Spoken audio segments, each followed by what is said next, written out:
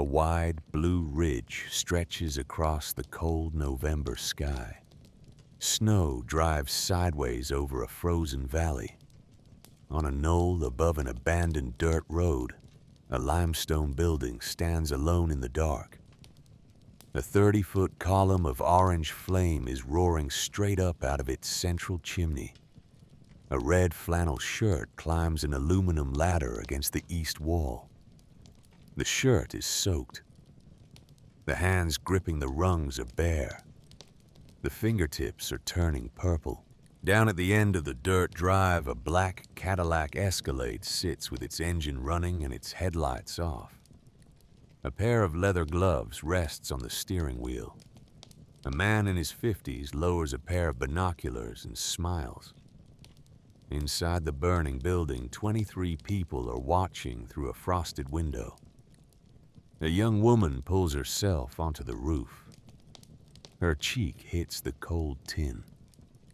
She does not look back. The blizzard came down on Augusta County, the night of November 19th, 2024. The way old men say the storms used to come when they were boys. It came from the northeast, the way the bad ones always do. And it brought 34 inches of snow and wind at 55 miles an hour, and a temperature that dropped to 12 below zero by midnight. The kind of cold that kills a careless man in 20 minutes. The kind of cold that turns water to ice before it hits the ground. On the second night of the storm, in the dark hours before dawn, on the 21st of November, on the roof of an old limestone stagecoach inn on the abandoned Valley Turnpike, 2 miles south of Greenville, a young woman in a soaked red flannel shirt was climbing a 32-foot aluminum ladder. Her name was Hannah Bishop. She was 24 years old. She was not wearing gloves because she had been cooking when the chimney caught fire. And she had not stopped to put gloves on because there had not been time. Below her, the chimney was throwing a column of orange flame 8 feet into the sky. The fire was creosote. 112 years of creosote accumulated in the flue from the day the Stagecoach Inn closed in 1912. The blizzard wind was feeding it like a forge. The standing seam tin roof around the chimney base had begun to glow a dull red. Inside the inn, 23 people were huddled around the hearth in the common room. An 89-year-old woman with diabetes who needed insulin every 6 hours. 3 children, the oldest 14. The Coltrane family from the apple orchard down the road. A 75-year-old retired trucker named Otis Pruitt with a bad knee from a wreck on I-81 in 1989, who was hauling firewood up the cellar stairs in the dark because the lights had been out for 4 days. At the end of the dirt drive that led down to the Valley Turnpike, a black Cadillac Escalade sat with its engine running and its headlights off. Inside the Escalade, a man in his 50s named Dwight Calloway sipped coffee from a Starbucks travel mug and watched the chimney burn through a pair of Leica binoculars. He had been parked there for 2 hours. He was waiting for the building to come down. Hannah reached the top of the ladder. The wind hit her broadside and almost took her off. She locked her left arm around the ladder rail and got her right hand on the chimney cap. The limestone was hot. Not just warm, hot. She did not pull her hand back. She had been burned before. The narrator's voice, low and steady, says this. A year ago, she had $10 to her name. Tonight, she could lose everything she had built. But there was something Dwight Calloway did not know about Hannah Bishop. Her grandfather had come home from the beach at Okinawa with a piece of Japanese shrapnel in his left thigh and a single piece of advice he passed to her when she was 6 years old. The Bishops do not run from fire. They walk toward it. The title card comes up over the burning chimney. The stone promise. 8 months earlier, in the first week of March, Hannah Bishop was scrubbing pots in the back kitchen of the Beverly Diner on Greenville Avenue in Staunton, Virginia, for $11.25 an hour. The diner was open until midnight, and she worked the closing shift 4 nights a week. She was 23 years old. She was 5 feet 5 inches tall. She had her mother's dark brown hair tied back in a ponytail with a black rubber band, and she had her mother's gray-blue eyes, and she had hands that did not match the rest of her. The hands of a woman who had been cooking over hardwood coals since she was 5. She came home to the rooming house on Frederick Street that night at 12:35 in the morning and found a yellow paper taped to the door. The Augusta County building inspector had condemned the structure. Foundation cracks. Imminent collapse. 14 days to vacate the premises. She read the paper twice. She did not cry. She had not cried about anything since the year she turned 20. She went up to her room on the 2nd floor and sat on the edge of the iron bed. The room was 8 feet by 10. There was a hot plate on a wooden crate and a small refrigerator that hummed in the corner. There was nothing on the walls. She had been living in this room for 3 years. She had never hung anything. She had never expected to stay. She opened the closet and took out the canvas rucksack her grandfather Walter had carried in the Pacific. She set it on the bed. Then she opened the dresser and took out the things that mattered. A copper soup ladle with a hand-forged iron handle. 8 ounces. The handle was wrapped in a strip of black leather where the iron had worn smooth from her grandmother's grip across 28 years of boarding house work. A pair of hearth tongs, 18 inches long. Hand-forged iron. The pivot pin was a single rivet that her grandfather Walter had set himself in 1966. A 12-inch large cast-iron Dutch oven. Black. Not black from paint. Black from 10,000 cooking fires. She had baked her first cornbread in this Dutch oven when she was 7 years old, and a black and white photograph in a small wooden frame.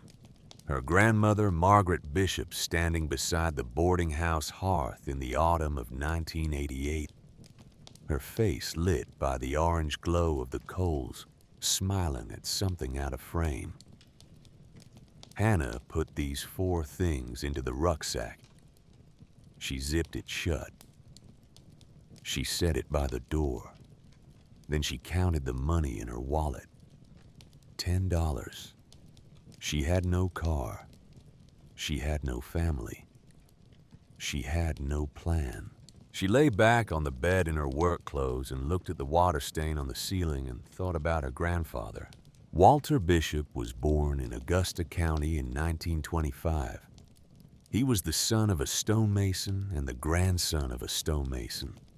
He grew up in a clapboard house outside Greenville with no electricity and no running water, and a stone hearth that his father had built from limestone quarried out of the hillside behind the house. He enlisted in the United States Marine Corps in 1943 at the age of 18. He spent the first half of 1945 on a transport ship in the Pacific. On the 1st of April that year, his unit went ashore on the western beach of an island called Okinawa. He was 20 years old. He was in the 1st Battalion of the 22nd Marine Regiment, 6th Marine Division. The battle lasted 82 days, 49,000 American casualties, 12,000 dead. Walter Bishop took a piece of Japanese mortar shrapnel through his left thigh. On day 47, and lay in a field hospital for 2 weeks before he was sent back to the line. He never spoke about Okinawa to anyone except Margaret. Not to his daughter, not to his granddaughter, not to his Marine Corps reunion buddies.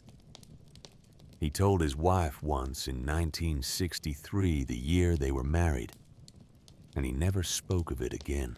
After the war, he came home and used the GI Bill to study masonry at a trade school in Staunton, and he became a restoration mason. For 30 years, he worked on the great old buildings of Virginia, Monticello, Mount Vernon, the chapels of Washington and Lee, the Methodist churches scattered like white teeth through the Shenandoah Valley. He laid stone with the patience of a man who had decided on a beach where his friends had died that he was going to build things that would outlast him. When Hannah was 6 years old in the summer of 2007, she stood beside Walter at the boarding house hearth, and he handed her a small ball-peen hammer and a piece of limestone the size of a brick. He told her to tap the stone gently in the middle, just once. Light. Listen. The stone rang like a bell. That, Walter said, is what good limestone sounds like. Bad limestone sounds like a clay pot. You can tell by the ring. The ring is the truth. He set another piece of stone in her hand. She tapped it. It made a dull thud like something settling in a wet hole. That one, Walter said, would crack in the first winter. The hearth would split. The fire would get into the wall. The house would burn. He took both stones and set them on the mantel of the hearth. Hannah, he said, a fireplace is decoration. A hearth is a promise. When a bishop builds a hearth, he is promising people who have not yet been born that they will have a warm place to sit. You understand? She did not understand. She was 6. But she nodded because Walter wanted her to nod. He died 3 years later. He was 82 years old. He was up on the roof of the Methodist Church in Lexington, replacing the flashing around the bell tower chimney, when his heart stopped. He went down the slope of the slate roof and was caught by the safety harness he had insisted on wearing, even though he had been climbing roofs for 60 years. His hand was still gripping the masonry hammer when the volunteer fire department got to him. Margaret Bishop said at his funeral that Walter had died the right way, standing on stone, hammer in his hand. That, she said, is how a Marine goes out. Lying on the iron bed in the condemned rooming house on Frederick Street, Hannah Bishop closed her eyes and thought of her grandmother. Margaret had been born in 1940 in a hollow outside Greenville. Her father, a man named Cletus Bishop, raised hogs and tobacco on 30 acres of rocky hillside. The cabin had no electricity until 1958. Margaret had learned to cook on her father's open hearth from the time she was 4 years old. She married Walter in 1963 when she was 23 and he was 38. In 1978, she opened a roadside boarding house on Route 11, 2 miles north of Greenville, in a clapboard building that Walter had restored stone by stone. 6 bedrooms upstairs, a common kitchen and dining room downstairs, and against the back wall of the kitchen, a limestone hearth 6 feet wide and 4 feet tall, built by Walter in 1966. From stone he had quarried from the hillside behind the house. Margaret ran that boarding house for 42 years. She fed truck drivers and construction workers and traveling salesmen and migrant apple pickers and the occasional family passing through the valley. She served beans and cornbread and pot roast and biscuits and gravy and fried chicken and greens. She cooked every meal on the limestone hearth. She never used the electric range that Walter installed in 1975. She used it as a shelf. When Hannah was 5 years old in the autumn of 2006, Margaret put her to work. Not at play. Real kitchen work. She started Hannah on fire tending. The girl carried kindling from the wood box to the hearth and fed the fire when the coals burned low. By 7, she was baking cornbread in the Dutch oven. By 10, she could run 4 pots on the iron crane at the same time. By 13, she could cook a full supper for 12.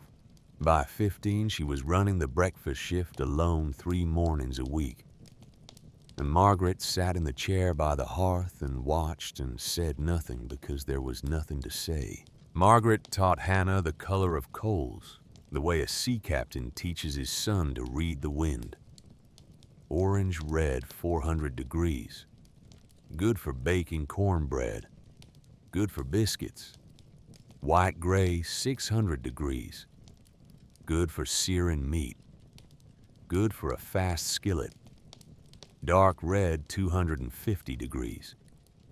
Good for stewing beans through the long afternoon. Good for a brisket. Good for a stock pot that needs 8 hours. You learn this by looking, Margaret said, not by the thermometer.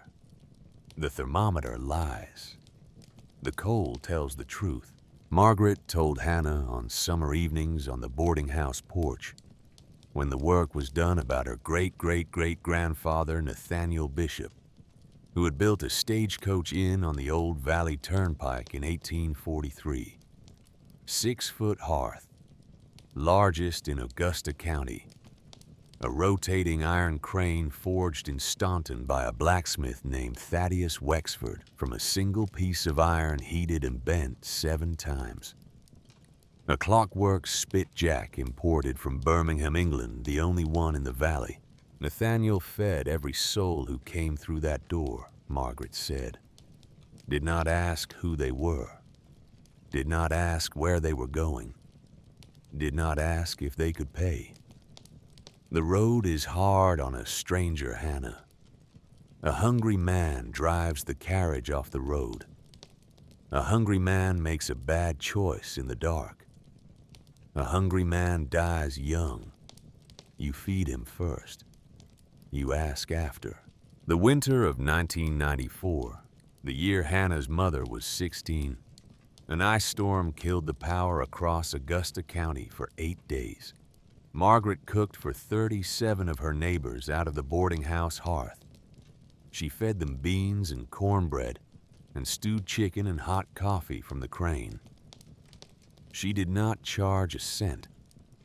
A hearth that only feeds paying customers, she said later when the neighbors are cold, is not a hearth worth having. Wayne Holloway had married Cordelia Bishop in 1985.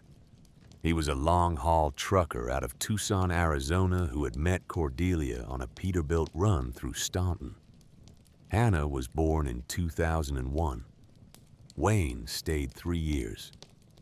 He left on a January night in 2004, after an argument Cordelia would never describe to anyone. He drove south on Route 11 and got on Interstate 81 headed west, and he did not look back. Cordelia waited tables at the Beverly Diner for 17 years. She raised Hannah alone in a 2-bedroom apartment off Augusta Street. She died of a heart attack at 41 years old in the spring of 2019. Hannah was 18. She was about to graduate from Robert E. Lee High School. Margaret died 2 years later in the spring of 2021 at the age of 81. She was found sitting in her chair by the hearth, which had gone cold. Her hand was wrapped around the copper soup ladle she had used for 28 years to serve beans from the pot on the crane. The ladle was warm from her grip. She had cooked over 30,000 meals on that hearth. The hearth was the last thing she looked at. The ladle was the last thing she held. These were the correct last things for a woman who had fed strangers for a living. After Margaret was buried, Hannah took 3 things from the boarding house and left: the copper ladle, the hearth tongs, the photograph from 1988. She also took Margaret's 12-inch Lodge Dutch oven, seasoned black by 10,000 fires. For 3 years, she did not cook. She washed dishes at the Beverly Diner. She lived in the rooming house on Frederick Street. She did not light a fire of any kind. A flat-top griddle she had decided in her first week at the diner was to a hearth what a flashlight was to a campfire. It produced the same effect and not the same experience, and the difference was everything. The morning after the eviction notice went up, Hannah walked 3 blocks to the laundromat on Greenville Avenue and picked up the free weekly paper, the Augusta County Shopper. 4 pages. Yard sale ads. Lawnmowers. A church looking for a pianist. On the back page in small print under the heading County Surplus Property, she saw this listing. Stone building approximately 1,800 square feet on 1.2 acres of land. Valley Turnpike south of Greenville. Built 1843. Former use Stagecoach Inn. Property tax in arrears 112 years. Asking price $10. Contact Augusta County Clerk's Office. Hannah read the listing 3 times. Then she walked the 3 miles to the Augusta County Courthouse in Staunton. The county clerk was a man in his 60s named Howard Brennan. He wore bifocal glasses and a green plaid flannel shirt, and a small enameled pin on his collar, in the shape of the VFW emblem. His father had been a paratrooper in the Korean War. Howard had spent 41 years in the clerk's office. When Hannah laid the listing on his counter and laid her $10 bill on top of it, Howard looked at the listing, and then he looked at her, and then he sat down behind his desk and rubbed his face with both hands. "The Whitaker Inn," he said. "Your grandmother used to tell people about that building. She said the hearth there was the biggest one in the county. You are Margaret Bishop's granddaughter, aren't you? You have her eyes, around the corners. So you know what you are getting into." He went into the back room and came out 20 minutes later with a manila folder and a heavy iron key on a loop of hemp cord. The key weighed about 11 ounces. It had a letter and a number stamped into the bow. NB 1843. Howard stamped the deed. He signed it. He took her $10 and put it in the cash drawer. He handed her the key. "You will want to be careful," he said. "The Valley Turnpike is not maintained past the bridge over Christian's Creek. You will have to walk the last 2 miles. The roof is probably ruined. The chimney is almost certainly full of squirrels. And the cellar will be flooded. Probably." He paused. He looked at her over his bifocals. "But he said it is yours." Hannah hitched a ride south on Route 11 with a man hauling a tractor-trailer load of liquid fertilizer who was going as far as Greenville. He dropped her off at the intersection with the old Valley Turnpike, and she shouldered her rucksack and started walking south. The old turnpike was a dirt road that had not been paved since 1926, when Route 11 was built 2 miles to the east. The road was deeply rutted from a century of rain.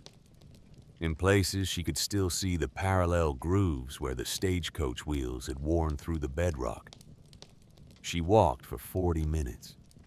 She came up over a low rise and saw the inn. It stood on a small knoll above the road. 2 stories of cut limestone, a standing seam tin roof rusted to a dull amber, a wide front porch with 4 square stone columns, a massive central chimney rising 32 feet from the roof ridge, 4 feet in diameter at the base, a heavy oak door weathered gray with hand-forged iron strap hinges 6 inches long. She stood at the bottom of the rise and looked at the building for a long time. Then she walked up the slope. She climbed the 3 stone steps to the porch. She put the iron key into the lock. The lock turned. The door swung open on hinges that had not been oiled in 112 years, and it sang a long, dry, complaining note that filled the empty common room and ran up the staircase and into the silence above. She stepped inside. The common room ran the full width of the building. Chestnut floorboards 12 inches wide. 8 oak ceiling beams 12 by 12 hand-hewn. Limestone walls 18 inches thick. And against the back wall dominating the room, the hearth, 6 feet wide, 4 feet tall.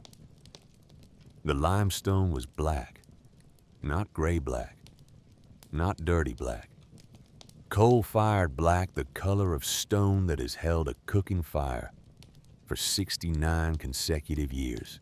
The iron crane was still mounted on its pivot in the left jamb of the hearth, 8 feet long with 6 hooks for 6 pots.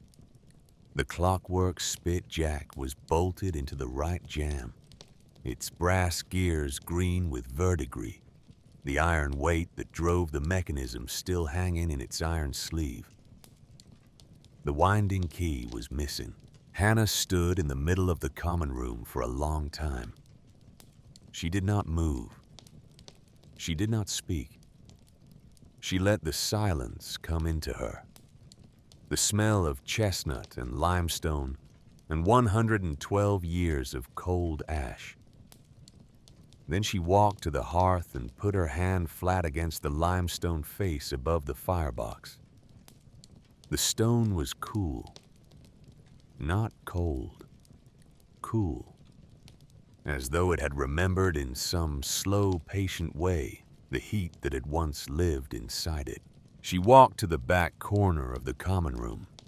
There was a narrow stone staircase, 10 steps each step, 9 inches high, leading down into the cellar. She turned on the small LED flashlight from her rucksack and went down. The cellar was 20 feet by 30. Vaulted ceiling of dressed limestone. Packed earth floor. Stone walls. The temperature was 55 degrees, the way a properly built Virginia limestone cellar holds its temperature year-round, summer and winter the same. There was no flooding. The cellar was dry. Howard Brennan had been wrong about that. Along the back wall, on a stone shelf set into the masonry at chest height, sat a wooden box, red oak, 20 inches by 14 by 10. Hand-forged iron strap hinges. A brass hasp. No lock, just the hasp. Hannah set her flashlight on the shelf so the beam fell on the box. She wiped 112 years of cellar dust off the lid with the sleeve of her work shirt. She lifted the hasp. She opened the box. The top layer was a leather tool roll, the brown cracked with age, but the leather still supple. She unrolled it on the stone shelf. Inside were the tools of a working stagecoach hearth. 1 brass key for winding the spitjack mechanism. 4 iron trivets graduated in size 4 inches and 6 inches and 8 inches and 10 inches across, blackened by ages of fire. 1 iron crane extension 24 inches long with a pivot pin and a forged loop at the end. 3 copper soup ladles with hand-forged iron handles. 8 ounces. 12 ounces, 16 ounces. The handles of the 3 ladles were wrapped in strips of black leather, in the same place where Hannah's grandmother's ladle was wrapped. And in the same way, below the tool roll, a heavy canvas pouch tied with a leather thong. Hannah untied it. Inside were 40 gold coins, United States Liberty Headquarter Eagles, $2.50 face value. She turned them over one at a time in the beam of the flashlight. The dates ran from 1843 to 1911. 1 coin from the year the inn opened. 3 coins from the 1850s. 2 coins from 1864. 4 coins from 1889. 5 coins from 1907. 1 coin from 1911, the last year before the closing. She did not yet know what these coins were worth. She would learn 2 days later when she took them to Murray Ashcroft at the Beverly Coin Shop in Staunton that they were worth $27,400. Below the canvas pouch at the bottom of the box lay a leather-bound guest ledger, 240 pages. The brown leather cover was scored and softened by long handling. The clasp was a brass tongue that had once been engraved with the name of the inn. Hannah opened the ledger. The first entry in a careful copperplate hand read this: 3rd of April, 1843. Mr. William Crane from Staunton to Natural Bridge, traveling by stage. 1 night, supper breakfast board, paid 4 shillings. The first guest. She turned the pages slowly, watching the handwriting change across the decades. The careful script of Nathaniel, softening into the bolder hand of his son. The bolder hand softening again into the hurried pencil of his grandson. The years passing under her finger, 1 page at a time. She turned to the last page. The last entry in hurried pencil read this: 14th of March, 1912. Mr. James Doyle from Richmond to Lexington, traveling by motor car. 1 night. The last guest. God keep the road. Folded inside the back cover was a letter on heavy linen paper. The ink was iron gall, the writing in a steady, careful hand. The letter was dated the 16th of March, 1912. Hannah took the letter to the staircase and sat down on the bottom step and read it in the beam of the flashlight. To whoever finds this cellar, I am Ezekiel Bishop, grandson of Nathaniel who laid the first stone of this house in May of 1843. Today is Sunday, the 16th of March, 1912. I am sitting at the long table in the common room where my father and my grandfather served thousands of travelers for 69 years. Yesterday, our last guest, Mr. James Doyle of Richmond, departed in a Buick Model 10. He was the 8,432nd guest, and he was the last. The motor car has killed the stagecoach, and the stagecoach has taken the inn down with it. I am closing this house. I am leaving the hearth tools and the whole of my savings here in the cellar, because this cellar is the driest and coolest room in a stone building, and what is stored cool and dry will keep. I do not know who will find this letter. It may be my great-grandchildren. It may be a stranger. It may be no one. But if any soul opens this box, hear me on this. This hearth is not the property of the Bishop family. This hearth belongs to the road. The bishop who stands at it is only its keeper. When the keeper dies, the hearth will find a new keeper. The work is one thing only: feed the next traveler who comes through the door. Do not ask who. Do not ask why. Do not ask whether he can pay. Feed first, ask after. That is the law of the road. Ezekiel Bishop, The Last Keeper. 16th of March, 1912. Hannah read the letter twice. She did not cry. She closed the ledger and put the letter back inside the cover.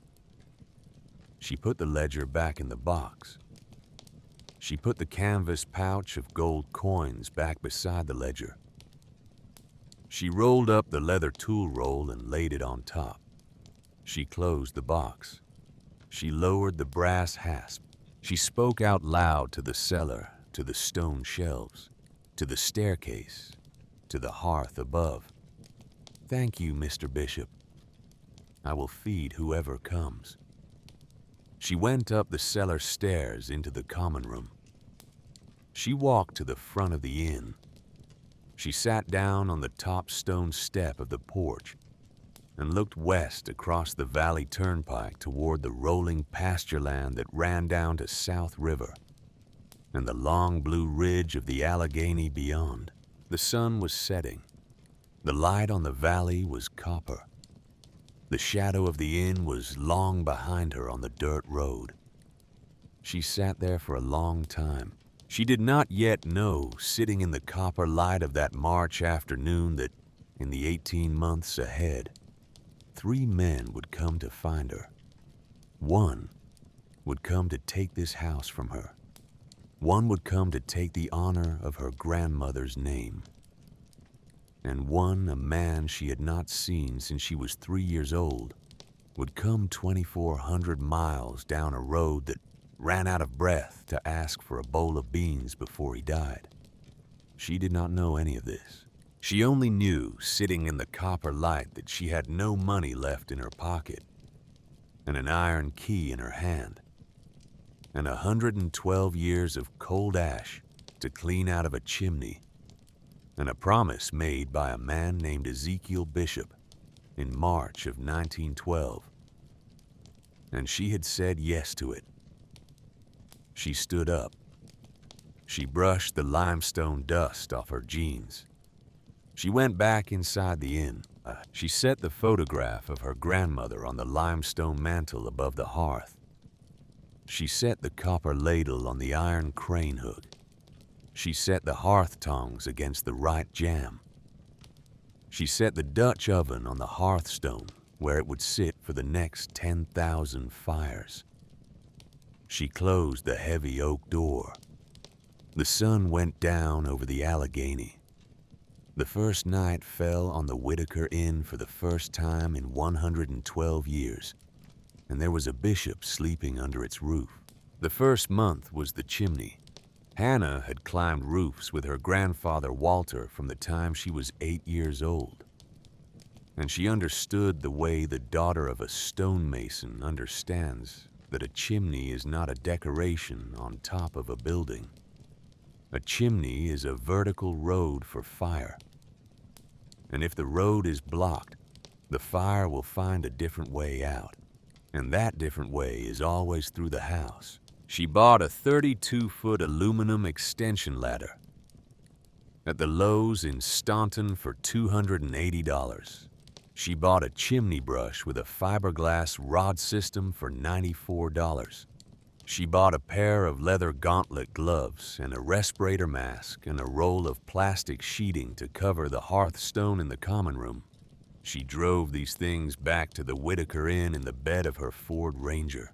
She had bought the truck from a man named Buford Tatum, 87 years old, a retired tobacco and dairy farmer who lived alone on a 400-acre place outside Greenville. The truck was a 2002 Ford Ranger XLT with a 3-liter V6 and 174,000 miles on the odometer. The bench seat was patched with 2-inch black electrical tape. The paint was a pale, faded green that Mr. Tatum called wintergreen pearl, and that Hannah called the color of an old man's coat. He had asked $1,900. She had paid the asking price without bargaining because Walter had taught her when she was 9 years old that you do not bargain with an old farmer for a truck he has owned for 14 years. When she got home with the ladder and the chimney brush, she set the ladder against the east wall of the inn, and she climbed up onto the standing seam roof and she walked the ridge to the chimney cap. What she found was a raccoon den. There were 3 dead raccoons inside the chimney cap, mummified by a century of cold winters and dry summers. There was a 4th raccoon, just a skeleton wedged head down in the flue. There was 112 years of accumulated nesting material, dried leaves and twigs and shredded bark and animal fur and 4 generations of raccoon droppings. Below that, choking the entire 32-foot length of the flue, was the creosote.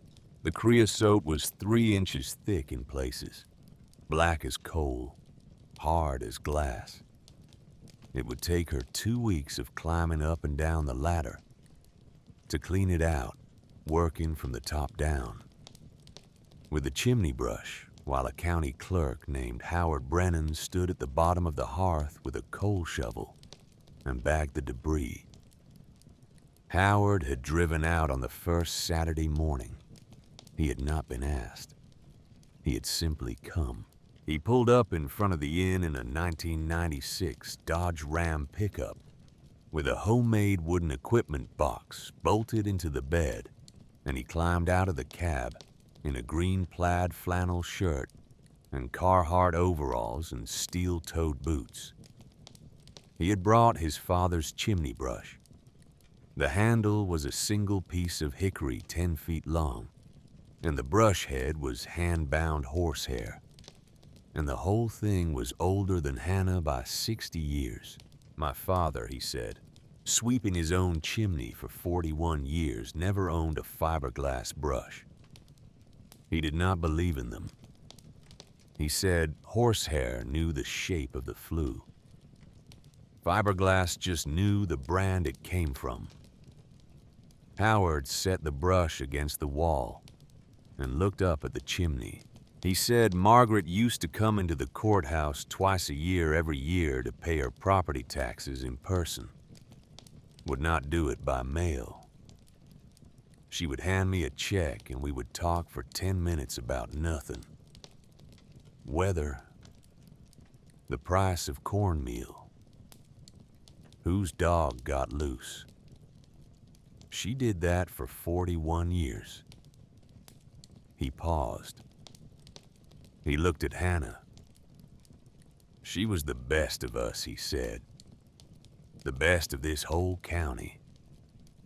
We just did not know it until she was gone. Then he picked up the chimney brush and walked into the inn.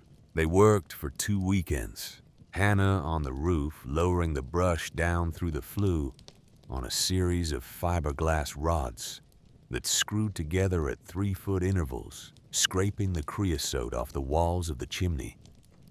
Howard at the bottom raking the fallen debris out of the firebox into feed sacks.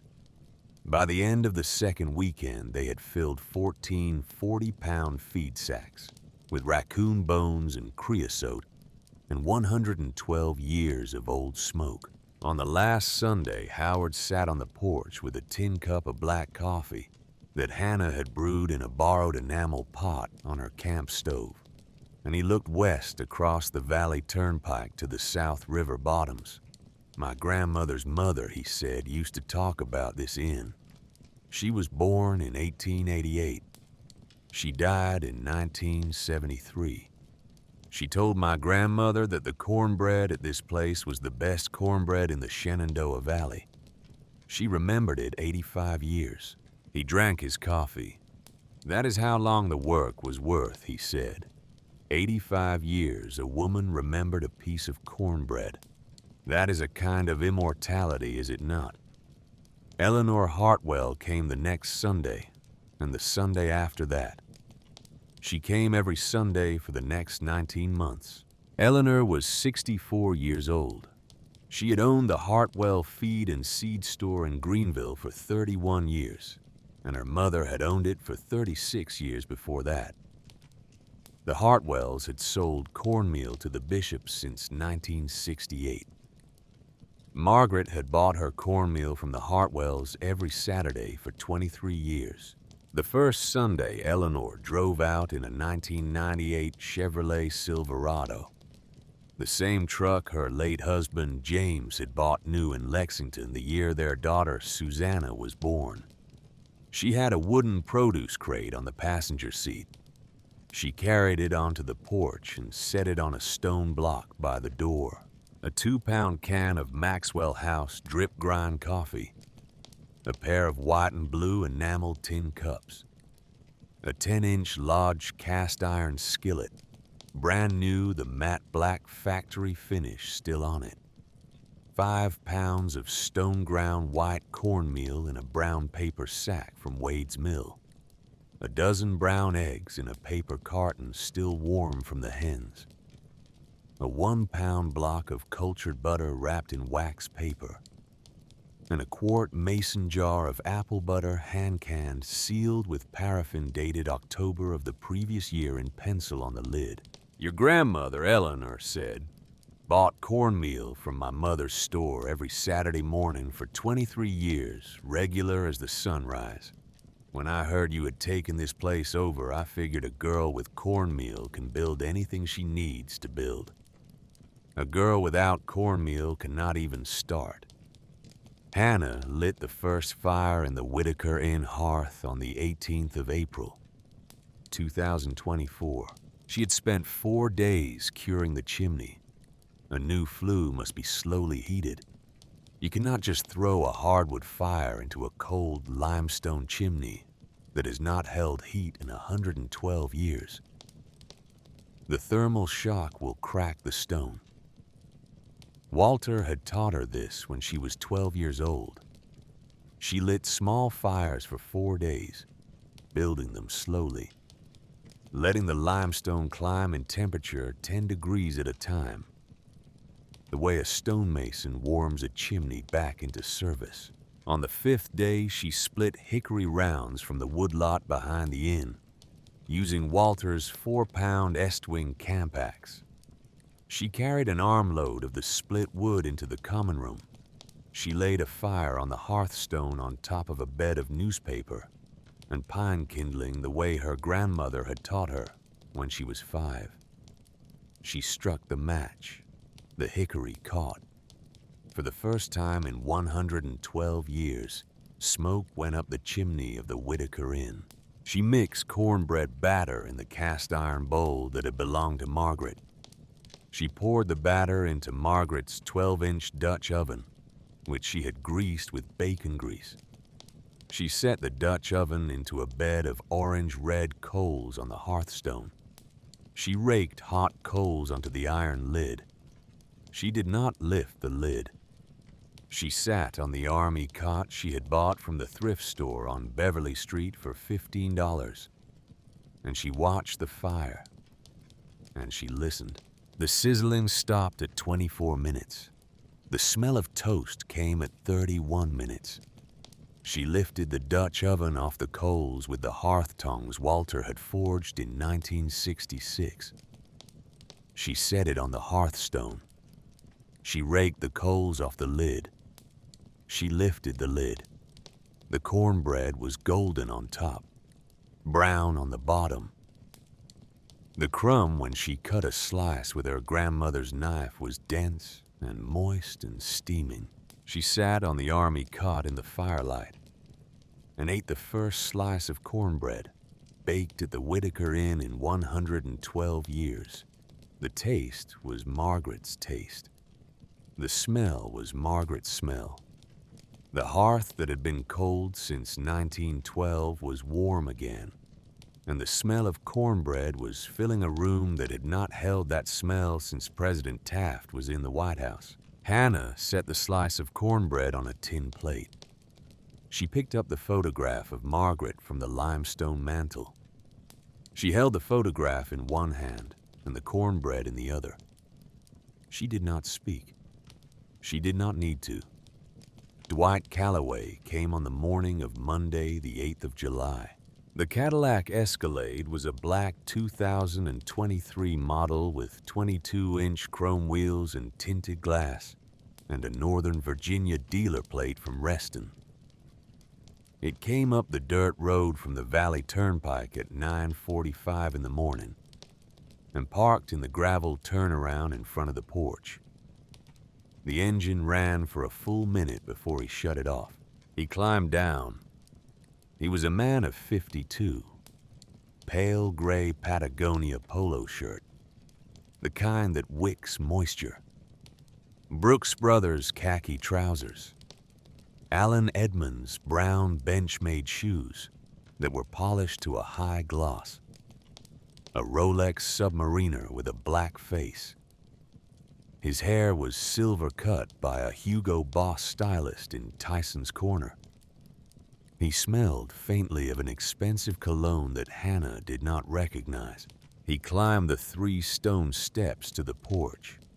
Hannah was on her knees on the porch boards, scrubbing them with a stiff brush in a bucket of vinegar water. She did not stand up.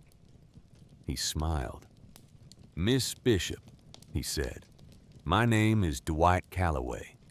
I am the Senior Vice President of Acquisitions for Shenandoah Heritage Estates Limited Liability Company. We are developing a 200-acre wine country resort on the parcels immediately adjacent to your property. May I have a moment of your time?" Hannah set down the brush.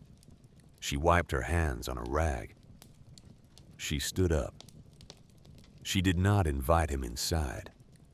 She did not offer him a chair. She let him stand on the porch with the morning sun in his face. "Mr. Calloway," she said, "you have 1 minute." He smiled wider.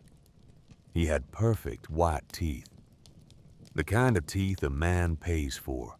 "We are prepared," he said, "to offer you $180,000 cash for this 1.2-acre parcel, including all structures. We will preserve the limestone facade. We intend to convert the building into our resort's historic showcase property. A reception center, perhaps. We will commission a brass plaque honoring its history. You will walk away with enough money to buy a comfortable home in Staunton and live frankly very well for the rest of your life. We are offering you 4 times the current appraised market value." Hannah looked at him. "No," she said. Dwight's smile did not falter. He had expected this. "Miss Bishop," he said, "I should mention that the Augusta County Board of Supervisors voted 3 weeks ago to approve the widening and partial rerouting of the Old Valley Turnpike to provide vehicular access to our resort. The new route runs across your parcel. The county will exercise eminent domain. The state will pay you fair market value, which, given the condition of the structure and the lack of utilities, will probably come in around $60,000. I am offering you 3 times what the state will pay. I would consider that very seriously if I were in your position." Hannah looked at him for a long moment. "This is not property," she said. He waited. "This is a promise," she said. Dwight Calloway laughed. Not a loud laugh, a soft, pitying laugh. The kind of laugh a man makes when a child has said something that the child believes is true. He reached into the pocket of his Brooks Brothers trousers and took out a business card. He laid it on the railing of the porch. He turned away. Halfway down the steps, he turned back. "Promises," he said, "do not pay property taxes, Miss Bishop. When you fall behind, I will buy this property from the bank for 50 cents on the dollar. I have time. You do not." He got into the Escalade. He drove away. Hannah picked up the business card and looked at it. Then she walked to the back of the property to the burn barrel, where she burned trash, and she dropped the card in. She did not light it. She just dropped it in. It could wait its turn. Vivian Sutton came in early August. She was 58 years old. She had been the executive director of the Frontier Heritage Center, a 30-acre living history museum on the western edge of Staunton for 15 years. She had a doctorate in early American material culture from the University of Virginia. She had run hearth cooking interpretation programs at 6 different historic sites across the mid-Atlantic over the course of her career. She had heard about Hannah Bishop from Howard Brennan, who came into her museum once a month for the Sunday lecture series. She drove out to the Whitaker Inn in a silver Subaru Outback. She brought her senior interpretation specialist, a woman named Audrey Marsh, who had a small handheld video camera. They watched Hannah cook for 4 hours.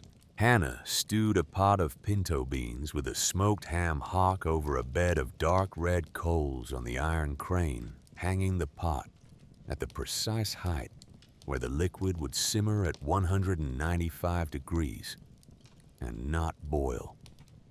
She baked a Dutch oven cornbread with banked coals top and bottom. She turned a 5-pound chicken on the freshly oiled brass clockwork spit jack, the gears clicking softly in the silence of the common room. Vivian Sutton tasted the beans at 3 different points in the cooking process. The first taste at the 4-hour mark, the second taste at the 6-hour mark, the third taste at the 7.5-hour mark, when Hannah pulled the pot off the crane and set it on the hearthstone to rest. After the third taste, she sat down at the long oak table in the common room and put her hands flat on the wood and looked at Hannah. "I have run hearth cooking programs for 15 years, she said. I have hired 9 interpreters. I have trained, I would guess, 60 volunteers. I have eaten my own beans, my husband's beans, my mother's beans, my interpreter's beans, my volunteers' beans, and the beans of every historic site, cooked from Bethlehem to Williamsburg." She paused. "Yours," she said, "are different. You are not performing this. You are not interpreting this. You are not demonstrating this. You are doing it. You are talking to the hearth, and the hearth is answering you. I have not seen that in 15 years of looking." She offered Hannah $22 an hour to work as a hearth specialist at the Frontier Heritage Center on weekends, plus $200 per weekend cooking class taught. Hannah accepted. It was the first stable income of her adult life. Otis Pruitt came at the end of August. He drove up the dirt road in a dark blue 2002 Peterbilt 389 that he had retired from over-the-road service in 2016 and kept around because he said, a man who has driven a truck for 46 years does not just suddenly stop driving a truck. He pulled up in front of the inn at 4 in the afternoon. He climbed down out of the cab, slowly favoring his right knee. He was 6'1". He had short white hair. He wore a blue chambray work shirt with the cuffs rolled twice. He stood at the bottom of the porch steps and looked up at Hannah. "I read about you in the Roanoke Times," he said. "I drove down from Lexington. I want to talk to you. Is that all right?" She said it was all right. He sat down on the top step of the porch with his right leg straight out in front of him because the knee had not bent past 60 degrees since a tanker rollover on Interstate 81 outside of Buchanan in May of 1989. Hannah brought him a tin cup of coffee. He held it in both hands and looked west across the Valley Turnpike to the long blue ridge of the Alleghenies. And he was quiet for a long time.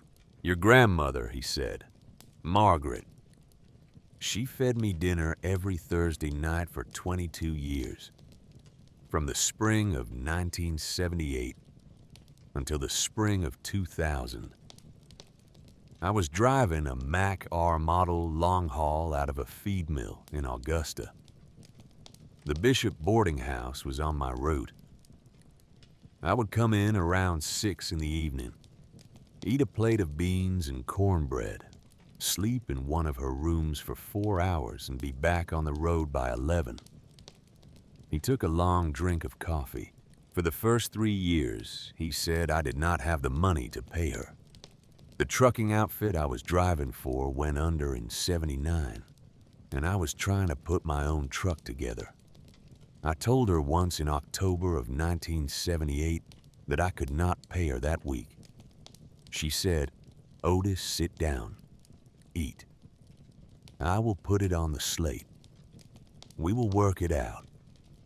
He turned the tin cup in his hands. "She never charged me," he said. "Not once. 22 years. 3 meals a week for the first 3 years. 2 meals a week for the next 19. She would not take my money. I tried. I left a $5 bill under my plate one Thursday in '81. She gave it back to me the next Thursday and said, 'Otis, your money is good in this house, but I am not the one taking it.'" He looked at Hannah. She knew, he said. He reached into his shirt pocket and took out a thin black leather wallet that had been folded and unfolded so many times that the leather had developed a permanent crease. He opened it. He took out a photograph the size of a playing card in faded black and white. It was a photograph of a young man in the uniform of a United States Army infantryman. He was 18 years old. He was standing in front of an American flag in what looked like a portrait studio. He was smiling. Otis laid the photograph on the porch board between them. "This is my brother," he said. "Hollis Pruitt. He was born in 1933.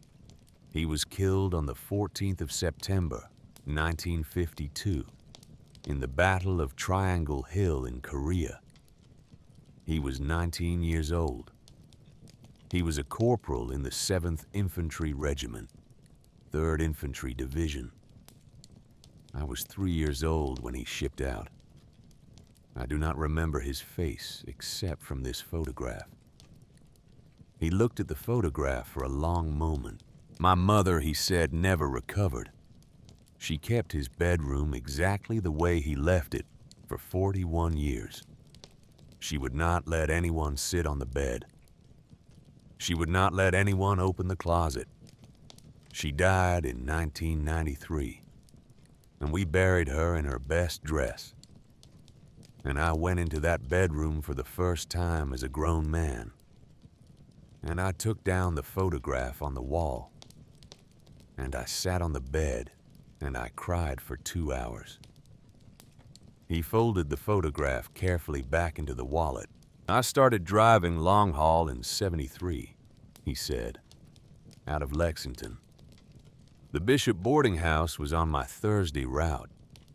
The first time I walked into your grandmother's kitchen, she looked at me one time across the room and she said, 'You are Hollis Pruitt's brother.' I do not know how she knew. Maybe she saw it in my face. Maybe somebody had told her. She put a plate of beans in front of me and she said, 'Sit down, eat.' She never asked me anything about my brother. She never asked me anything about my family. She just fed me. 22 years, every Thursday." He drained his coffee. He set the empty cup on the porch board beside the photograph. "I am 75, he said. "My brother has been dead for 72 years. Your grandmother has been dead for 3. But that hearth in there is still warm. That he said is the only thing I have left in this world that is worth driving 140 miles in a retired truck to see. He looked at Hannah. I would like to help, he said. She said he could help. He came every Wednesday for the rest of his life. Loretta Bishop Whitfield came on the 15th of October. She drove up in a 4-year-old Toyota Camry with North Carolina plates. She was 61 years old. She was wearing a dark gray wool coat and walking with deliberate care, the way a woman walks when she has been driving for 2 hours on news she has not yet decided how to deliver. She carried a leather attaché case with a brass latch. Her hair was silver cut short. Her glasses were bifocals. She climbed the 3 porch steps and knocked on the heavy oak door. Hannah opened it. Loretta said, "May I come in? My name is Loretta Bishop Whitfield. I am the daughter of Beauregard Bishop, who was the older brother of your grandmother Margaret." Hannah did not speak for a moment. She had never heard the name Beauregard Bishop in her life. She stepped back from the door. She let Loretta into the common room. She closed the door behind her. She gestured to the long oak table. Loretta sat down. She set the attaché case on the table. She opened the brass latch. She took out a manila folder. From the folder, she took 3 documents. The first was a copy of the last will and testament of Cletus Bishop, dated April of 1969. The will provided that upon Cletus's death, his daughter Margaret Bishop would receive the operating rights to the boarding house on Route 11, and his son Beauregard, Edward Bishop, would receive the family's 40 acres of farmland and all remaining family real estate assets, including, as the will specified by parcel number, the abandoned Whitaker Inn on the Old Valley Turnpike south of Greenville. The second was a deed transfer from 1972, formally moving the Whitaker Inn parcel from the estate of Cletus Bishop into the name of Beauregard E. Bishop. The third was the death certificate of Beauregard Edward Bishop, dated the 12th of November 2001. Cause of death: end-stage cirrhosis of the liver. Place of death: a rented studio apartment on Salem Avenue in Roanoke, Virginia. The certificate listed one surviving child, Loretta Diane Bishop Whitfield, of Asheville, North Carolina. Loretta said, "I am the legal heir of my father's estate, according to the law of the Commonwealth of Virginia. This property belongs half to you, as the inheritor of the operating interest, and half to me as the heir of the original deeded owner. I have retained counsel. We will be filing a petition in the Augusta County Circuit Court next week." Hannah looked at the 3 documents for a long time. She had never heard the name Beauregard Bishop. Her grandmother had told her on dozens of summer evenings the story of every Bishop ancestor going back to Nathaniel. She had named every aunt and every uncle and every cousin, and the dates they were born and the years they died. She had never in 20 years said the name Beauregard. Why, Hannah said, did Margaret never tell me about him? Loretta closed her eyes. She kept them closed for a moment. Then she opened them, because she said, "My father was a soldier. He served in the United States Army in the 2nd Infantry Division, the 23rd Infantry Regiment in Korea from January of 1951 to August of 1953. He fought in the Battle of Heartbreak Ridge in September and October of 1951. He fought in the Battle of Pork Chop Hill in July of 1953. He was awarded the Bronze Star with Valor for pulling 3 wounded men out of a forward observation post under mortar fire on the 16th of September 1951. He was honorably discharged in August of 1953 at the age of 20. She paused. He came home, she said, broken. They called it combat fatigue then. They did not call it post-traumatic stress disorder until 1980. There were no veterans' mental health programs. There was no help. He drank. He gambled. He could not sleep. He could not stop seeing what he had seen. She paused again, and her hands tightened slightly on the table. In 1972, she said my father owed $40,000 to a man in Lexington who operated an illegal sports book on Route 60. The man had threatened him. My father drove out to the Bishop boarding house on a Tuesday afternoon in April when he knew my Aunt Margaret was at the feed store in Greenville. He used a key he still had from his boyhood. He opened the safe in the kitchen pantry. He took $4,000 in cash. It was the entire savings my aunt had set aside to replace the boarding house roof. Loretta looked at the table. When my aunt came home, she said my father had not even tried to hide what he had done. He left a note on the kitchen table that said, "Only I am sorry I will pay you back. I had nowhere else." My aunt called my mother in Roanoke and said, "Geraldine, your husband is a thief. Do not call me again." She never spoke to my father again for 29 years, until he died alone in a rented room on Salem Avenue with $73 in the bank and a Bronze Star sitting on the table beside an empty bottle of Jim Beam. The common room was silent. Hannah did not move. "I am not here," Loretta said, "for the money.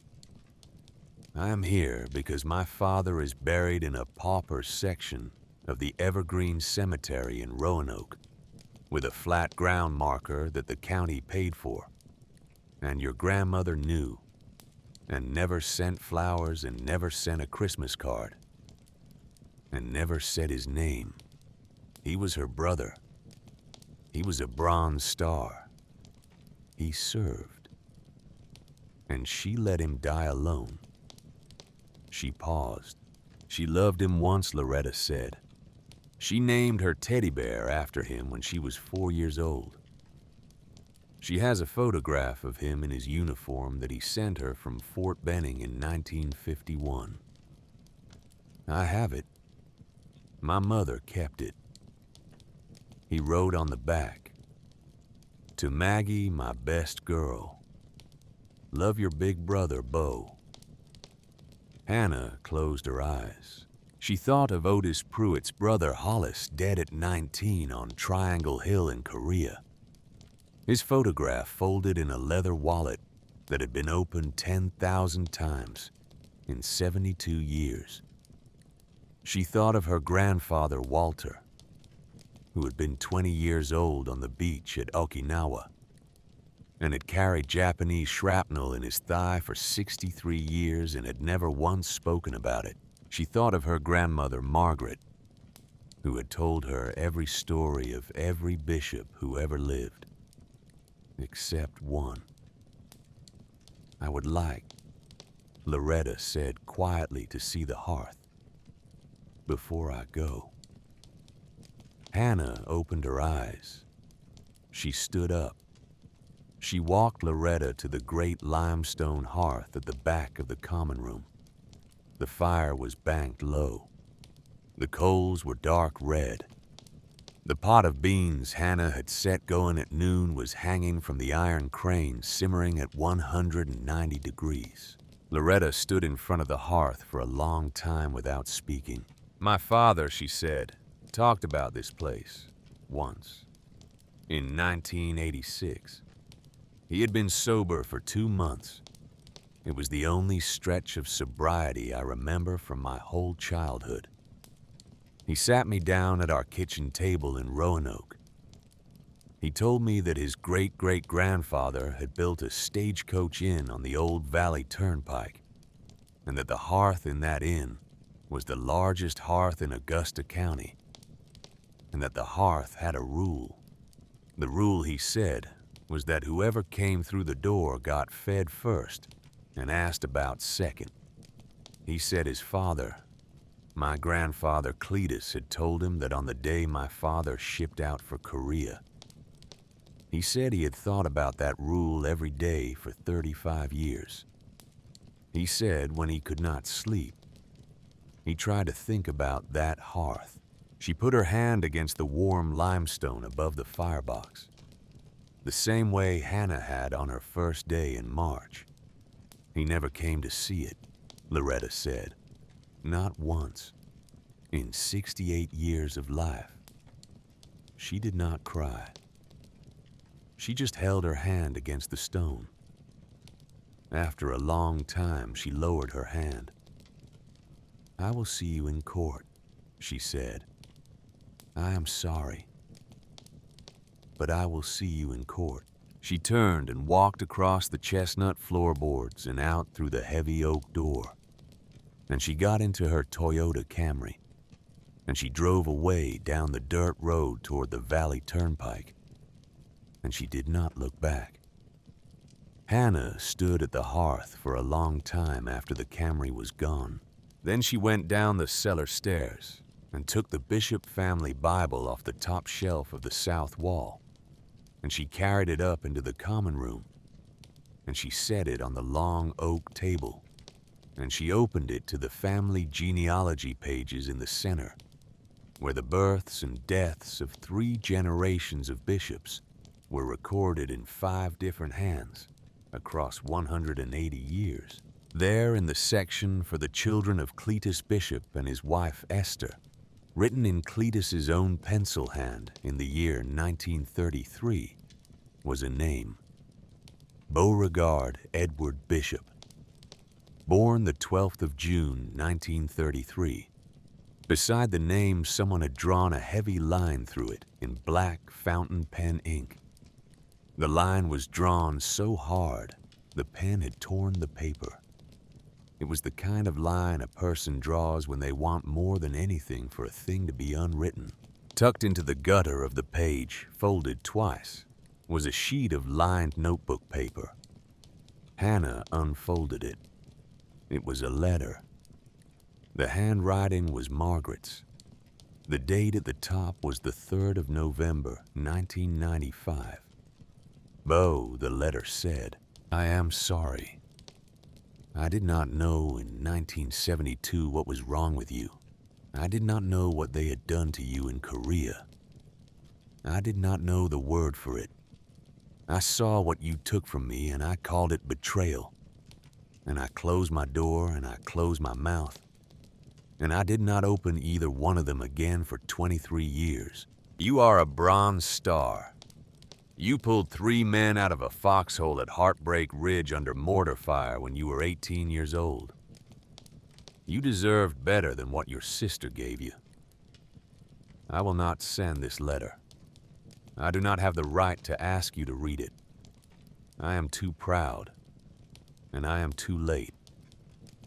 This is my sin. I will carry it. Maggie. Hannah folded the letter back along its creases. She set it on the limestone mantel above the hearth beside the photograph of her grandmother and the cracked leather binding of the guest ledger from 1843. She went back to the long oak table. She sat down. She put her head in her hands.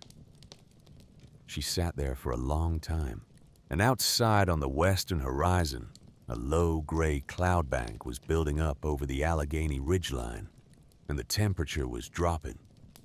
And the radio in the Ford Ranger, when she walked out to it at dusk to bring in her last load of split hickory, was already running the first storm warning of the season for the night of the 19th of November, 2024.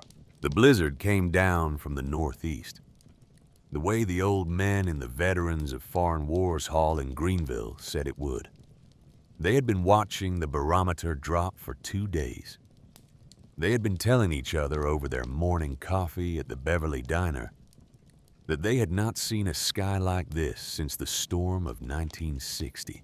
The National Weather Service in Sterling issued a Level 3 emergency declaration at 4 in the afternoon on the 19th of November. By 6 in the evening, the wind off the Alleghenies had stripped the last brown leaves from the white oaks on the ridges above the South River. By 8 o'clock, the snow was coming down sideways. By midnight, the temperature at the small unmanned weather station 3 miles north of the Whitaker Inn on Route 11 was reading 12 degrees below zero, and the wind gauge was registering steady 55-mile-an-hour gusts. The power went out at 9:46 in the evening all across Augusta County. It would stay out for 6 days. Hannah heard about the storm on the AM radio in her Ford Ranger at 3 o'clock in the afternoon. She drove into Greenville and bought 12 pounds of pinto beans and 40 pounds of cornmeal and 10 pounds of brown sugar and 3 gallons of buttermilk and 4 whole frying chickens at the Greenville Foods Market. She drove back to the inn. She unloaded the truck. She put a 5-gallon stock pot of pinto beans on the iron crane at 5:30 in the afternoon, hanging it at the dark red height, and she set the hickory split in a slow simmering burn that would carry the beans for the next 20 hours. Otis Pruitt arrived at 6:15. He pulled in with the blue Peterbilt and parked it on the lee side of the inn against the limestone wall where the building itself would block the worst of the wind from the cab. He climbed down with a 5-cell maglite in his coat pocket and a CB radio handset in his hand. He had been monitoring Channel 9, the emergency channel, all afternoon from his apartment in Lexington. He came up onto the porch and shook the snow off his shoulders and looked at Hannah. "It is gonna be bad," he said. "There are people up on the ridges and back in the hollows who are not ready for this. The volunteer fire department is asking folks who have got working hearths or wood stoves to take in anybody who needs a warm place. I told them about you." She said, "How many?"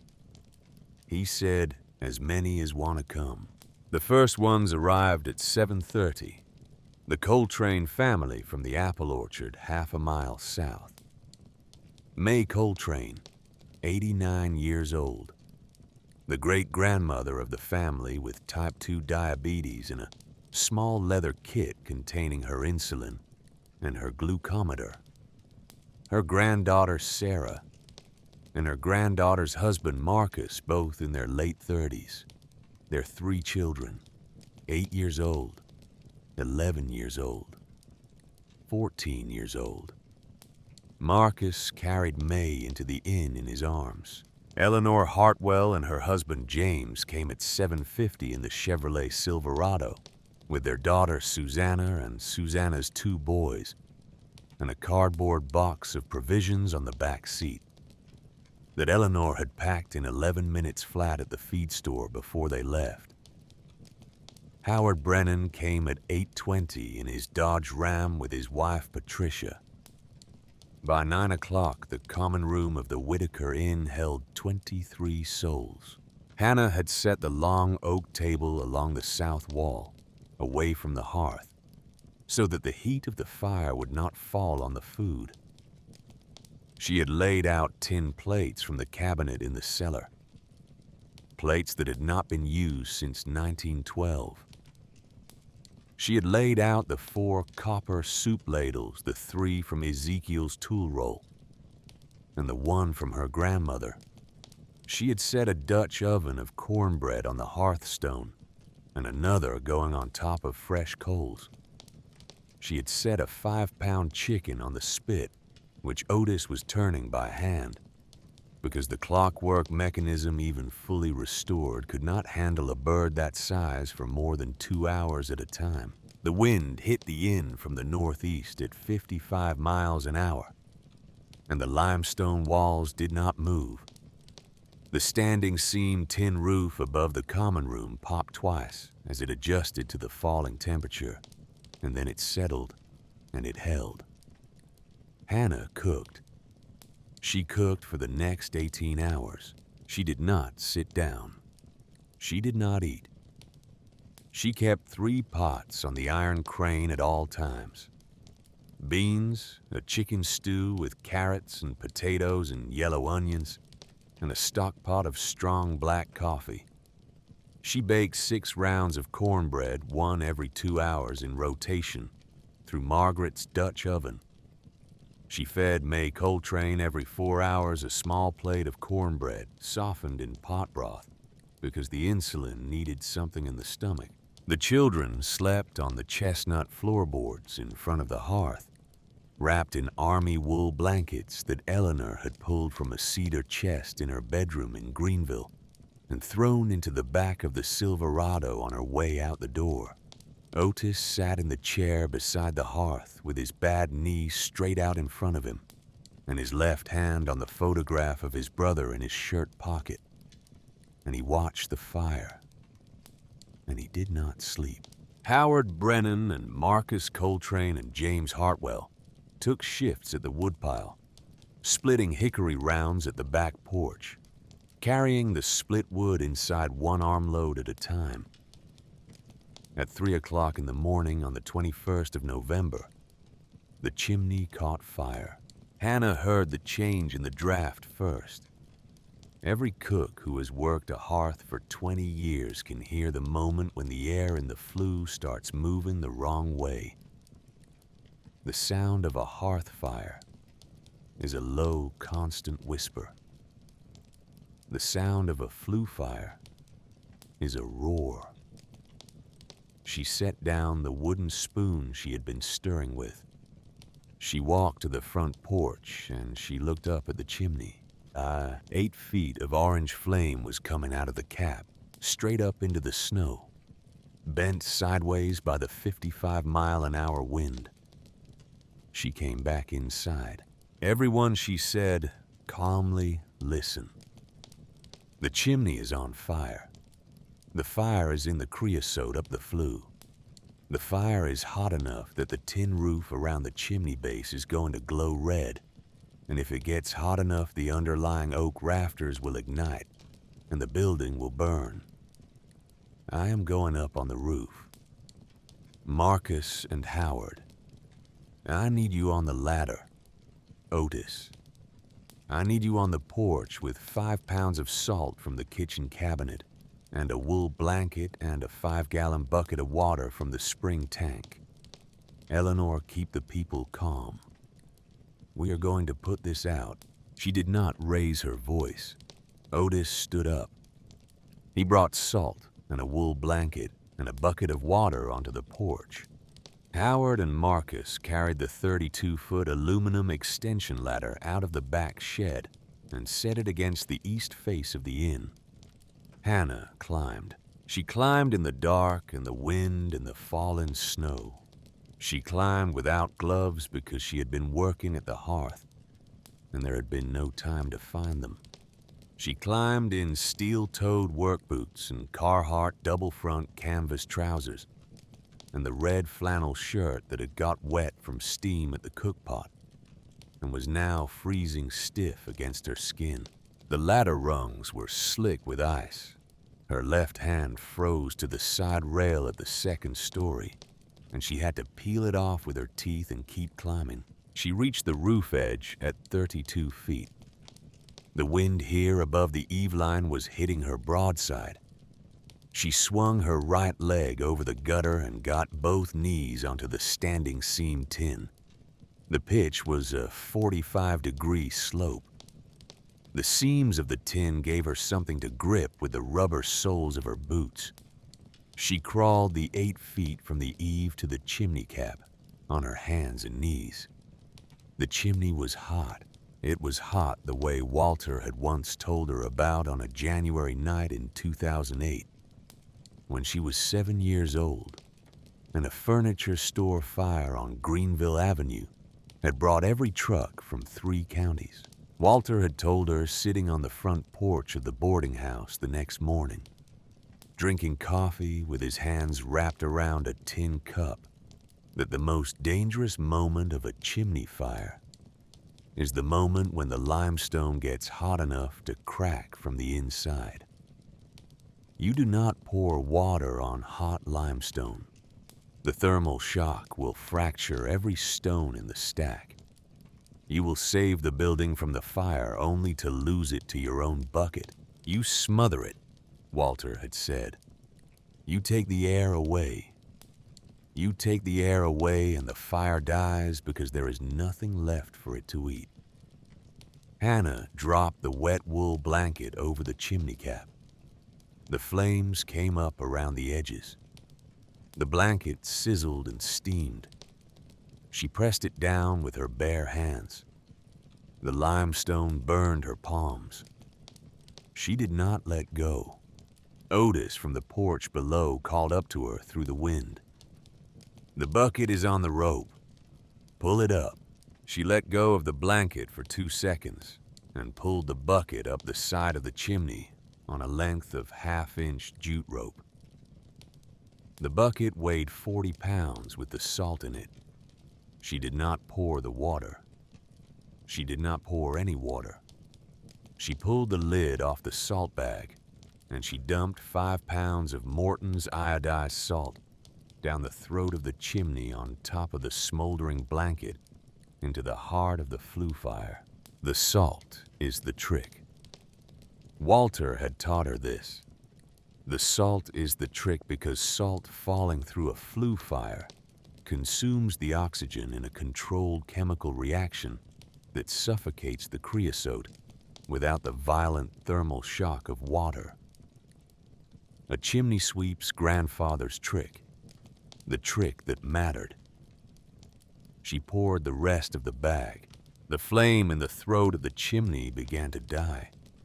It did not go out at once. It guttered. It choked. It came back twice weekly.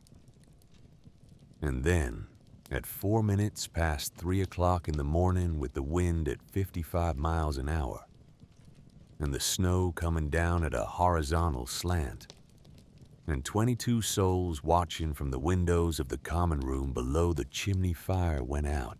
Hannah lay on the tin roof for a long moment with her cheek against the cold metal, and her right hand throbbing and the smell of burned salt and creosote in her nose. Then she crawled back to the eave. Howard and Marcus had her by the shoulders before she was halfway down the ladder. When her feet touched the porch boards, Otis Pruitt looked at her right hand under the beam of his maglite. The palm was a single sheet of red and white blisters edge to edge, 2nd-degree burn. The fingertips were already turning purple at the edges from the cold. He took her into the common room. He sat her down on the chair beside the hearth. He went to his Peterbilt and came back with a small green canvas roll that had been folded in the side compartment of every truck he had ever driven for the last 51 years. He laid it open on the long oak table. It was a Korean War vintage Army field medical kit. Surgical scissors, sterile gauze, petroleum jelly, burn dressing, surgical tape.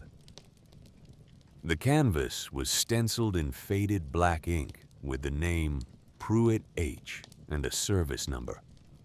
It had come home from Korea in the duffel bag the Army had shipped to his family in the 2nd week of November, 1952, 3 weeks after Triangle Hill. Otis had been 3 years old. The kit had sat unopened in a cedar chest in his mother's bedroom for 41 years. He had taken it out the day after he buried her in 1993. He had been carrying it in his truck ever since. He dressed her right hand by the firelight, the way a man dresses a burn when he has read every page of his brother's old field medic's manual 100 times in the cab of a Peterbilt on long, lonely nights. because reading his brother's handwriting in the margins was the closest he could get to a voice he had never heard. He cut the blisters that were already broken. He cleaned the surface with sterile water. He coated the burn with petroleum jelly and laid down a layer of non-stick burn dressing and wrapped the whole hand in clean gauze. He did not speak the whole time. When he was done, he laid his own scarred and weathered left hand briefly on top of her bandaged right hand. Walter, he said, would have done exactly what you just did. And Hollis, he said, would have done exactly what I just did. Then he stood up and went outside to get more firewood. 23 people slept in the Whitaker Inn that night. 22 of them slept. May Coltrane needed insulin at 6 in the morning and again at noon. Hannah slept 3 hours in the chair beside the hearth, with her right hand resting in her lap. Her bandaged palm turned up toward the rafters like an offering. In the morning, when the daylight came up gray over the South River, and the snow had piled to 34 inches and was still falling lighter, Hannah looked across the common room and saw for the first time that there was a man she had not noticed the night before. He was 67 years old. He had silver hair cut conservatively. He was wearing wool gabardine trousers and a navy blue cashmere sweater that had cost in another life $800 at a shop in Old Town Alexandria. He had been sleeping in an oak side chair against the north wall with his coat folded under his head. He had introduced himself to her the night before. She had been too busy to register him. His name was Sterling Whitmore. He stood up at 8 in the morning and walked over to the limestone mantel and looked at the things she had set there. The photograph of Margaret in 1988. The leather-bound guest ledger from 1843. The folded letter Ezekiel Bishop had written on Sunday the 16th of March, 1912. He read the letter standing up. He did not touch it. He read it twice. Then he turned around. "Miss Bishop," he said, "my name is Sterling Whitmore. I am a senior partner at Whitmore, Carrington and Associates in Alexandria, Virginia. I have practiced historic preservation law for 32 years. I have evaluated buildings for inclusion in the National Register of Historic Places on behalf of more than 600 clients over the course of my career." She nodded. She did not have the energy yet to speak. "I have never," he said, "seen a Stagecoach-era property survive as intact as this one. The ledger is one of perhaps 11 complete pre-railroad guest registers still extant in the United States.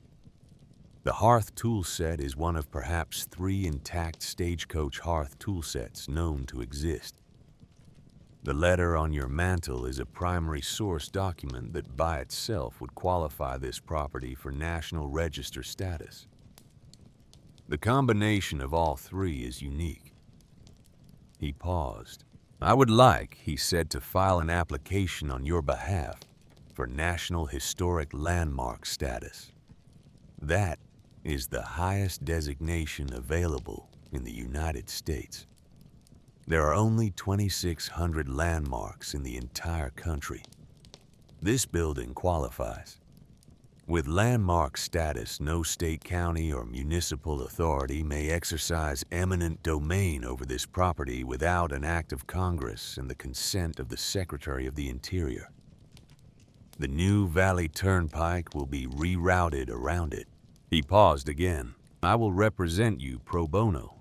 My great-grandmother, Adelaide Whitmore, stayed at this inn on the night of the 23rd of September, 1909, with her father on a journey from Lexington to Staunton for a family funeral. She was 8 years old. She remembered until she died in 1994 at the age of 93, the taste of the cornbread that was served to her here for breakfast on the morning of the 24th of September.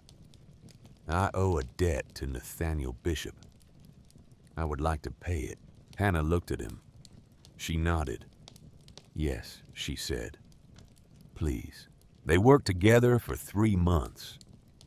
Hannah and Sterling Whitmore from the last week of November through the last week of February on the National Historic Landmark application.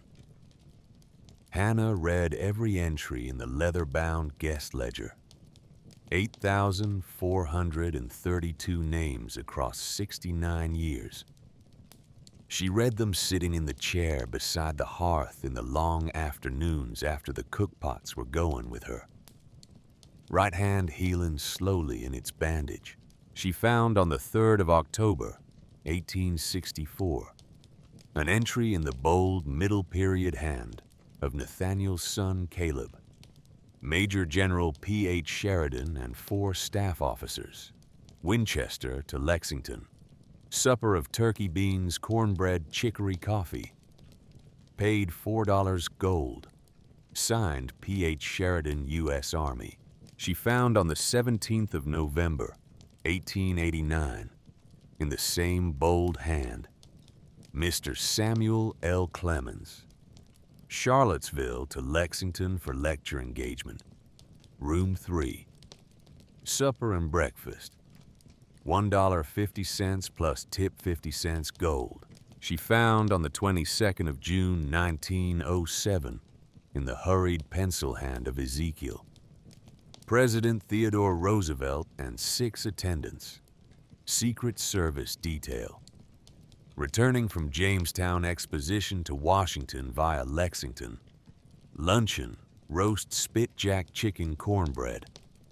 President requested second portion of cornbread. $8 gold. Signed T. Roosevelt. Sterling Whitmore, when she showed him the Roosevelt entry, sat down on the oak chair by the table and did not speak for a long time. "Hannah," he said finally, "this is not a landmark. This is a national treasure." The Augusta County Circuit Court hearing was held on the morning of Thursday, the 27th of February, 2025. The presiding judge was the Honorable Eleanor Wright, 64 years old, who had practiced historic preservation law for 14 years in Charlottesville before her appointment to the bench. Loretta Bishop Whitfield was represented by Holland and Reeves of Roanoke. Dwight Calloway sat in the second row in a $3,000 charcoal suit. He had signed a memorandum of understanding with Loretta in December, agreeing to pay her $400,000 for her half interest as soon as the court ruled in her favor. Hannah was represented by Sterling Whitmore. He laid out the evidence in 28 minutes. The county tax records showing that Margaret Bishop had personally paid the property taxes on the Whitaker Inn parcel every year, from 1972 through 2020-48.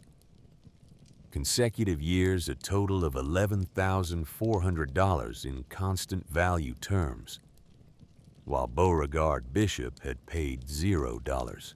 The preliminary approval letter from the National Park Service dated the 14th of February 2025, certifying the Whitaker Inn as eligible for National Historic Landmark status and placing it under federal preservation jurisdiction. The doctrine of bequest to finder established in Virginia common law in the 1860s, under which a document of testamentary intent leaving property to whoever discovered it constituted a valid transfer of title. And then he laid Ezekiel Bishop's letter in a protective archival sleeve on the bench in front of Judge Wright. He asked permission for his client to address the court briefly. Judge Wright granted it. Hannah stood up. She did not look at her notes. She had no notes. "Your Honor," she said, "I am here today to read 2 letters."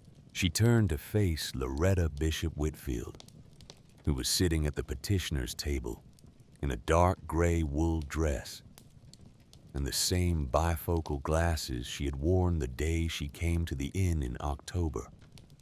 The first letter, she said, was written on the 16th of March, 1912, by my great-great-great-uncle Ezekiel Bishop. He was the last keeper of the Whitaker Inn. He wrote it on the day he closed the inn. I have brought it with me today. She read the letter aloud. When she got to the line, "This hearth belongs to the road," her voice did not falter. When she got to the line, "Feed first, ask after that," is the law of the road. Her voice did not falter. She finished. She folded the letter carefully and laid it on the rail in front of her. The second letter, she said, was written on the 3rd of November, 1995, by my grandmother, Margaret Bishop. It was found inside the family Bible in the cellar of the inn. It was never sent. She kept it in the Bible for 26 years. I would like to read it now. She read Margaret's letter aloud. When she got to the line, "You are a Bronze Star. You pulled 3 men out of a foxhole at Heartbreak Ridge under mortar fire. When you were 18 years old, you deserved better than what your sister gave you." Her voice did falter. She finished. She turned to Loretta. "Aunt Loretta," she said, "my grandmother was wrong. She knew she was wrong. She wrote this letter in 1995, and she kept it in her Bible for 26 years because she was too proud to send it. I cannot speak for my grandmother, but I can apologize on her behalf. I am sorry. I am very sorry. I did not come here today to win against you. I came here to invite you home." The courtroom was silent. Loretta closed her eyes. She kept them closed for a long time. Tears ran down her face, and she did not wipe them away. Judge Wright cleared her throat softly and called a 30-minute recess. In the marble corridor outside Courtroom B, Hannah handed Loretta a single sheet of paper. It was a written proposal. Hannah had typed it the night before on the old Royal typewriter from the cellar that she had found in a wooden crate. The proposal contained 5 items. 1. 4/10 of an acre of land at the rear of the Whitaker Inn parcel to be deeded to Loretta Bishop Whitfield and her descendants in perpetuity for any purpose she chose to use it. A garden, a small cottage, a memorial. Hers. 2. A limestone memorial marker hand-carved by Otis Pruitt from stone, quarried from the hillside behind the inn, to be installed at the front door, bearing the inscription, Beauregard Edward Bishop, 1933 to 2001, Sergeant United States Army, 2nd Infantry Division, Korea, 1951 to 1953, Bronze Star, Heartbreak Ridge, Pork Chop Hill, the son who came home. 3. A standing invitation every autumn for as long as the inn stood for Loretta and her family to be guests of honor at the harvest supper at the Whitaker Inn hearth. 4. The entry of Beauregard Bishop's name in the new Guest Ledger Volume 2 as honored guest, the son who came home. 5. The display of Beauregard's Bronze Star in a glass case on the limestone mantel of the common room in the place of honor. Beside the photograph of Margaret, Loretta read the proposal twice. Then she folded it carefully and put it in the pocket of her gray wool coat. She looked up at Hannah. Her face was wet. "You are," she said, "very much like your grandmother. But you are also, I think, a little bit better than she was. She would be proud of you for that. I think she would also be relieved."